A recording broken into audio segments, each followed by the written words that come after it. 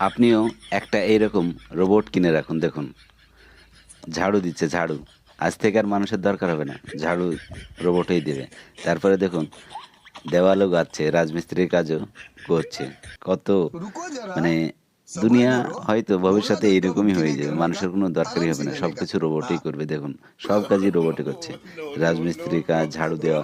আপনিও একটা রোবট কিনে রাখুন। দেখুন,